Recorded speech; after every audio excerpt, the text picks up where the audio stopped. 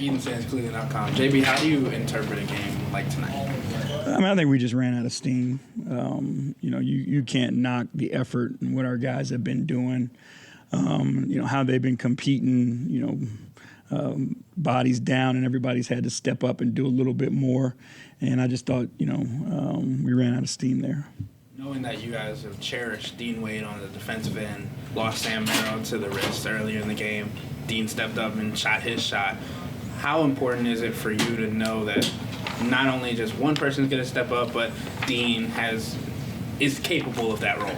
Yeah, I mean, that's what we need. We just, again, everybody's got to do just a little bit more because we are so shorthanded at the moment. But we know what guys are capable of, and we all got to chip in. But again, you can't knock our guys' effort, and that's been consistent. Top. I saw that Sam was kind of flexing his wrist last night. Did he fall or? Yeah, he fell last night in the first half. And was able to get through it yesterday and just woke up this morning sore, and then obviously went out, tried to play, and just wasn't able to go. I know you said you guys ran out of steam, and the end of the first half and the end of the third quarter were really tough on you guys. All things considered, though, successful week. I mean, with all you guys have had. Yeah, I mean, we've had a great week. To go 3-1 on this homestand and battle the things that we've had to battle. This has been a successful week for us. Now we just got to continue to put it together and hold down the fort. Chris. JB, who made the decision on Sam in the second half to not have him play the rest of the way? I was told by our medical staff that he just couldn't go. Yeah. And then for you guys, obviously we've talked about the three-point shooting, but are you sensing that teams are starting to guard you a little bit differently lately, given this new group of personnel that you guys have been using? Yeah, I mean, I think teams, they watch games, and obviously they scout and those types of things and try to figure it out. But, I think the Pelicans play their style. They switch a lot. They've got long guys, all over the floor that can guard multiple positions. So I think they did a lot of that switching, which, made us a little bit stagnant early. But we just got to find ways to continue to try to break the paint, get some easy ones, and then find the kick-out threes that we're looking for. Yeah. Evan Dammer, right down Euclid. JB, with the team being a little thin right now, are you concerned about Sam's availability for Saturday in Chicago?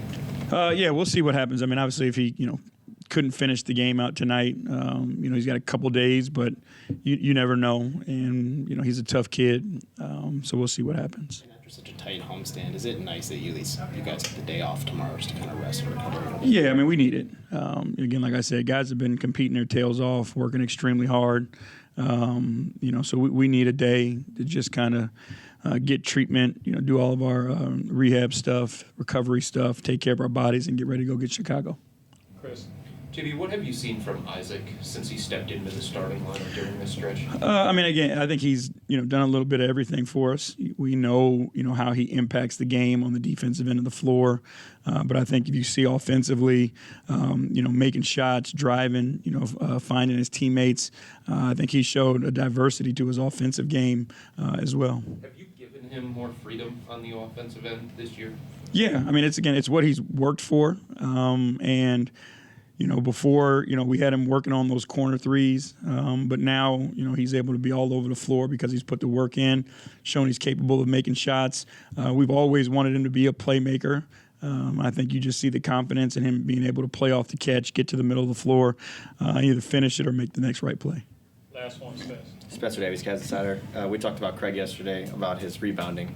He has 11 assists tonight, career high. I think he's got 17 against like 2 or 3 turnovers in the last 2 games.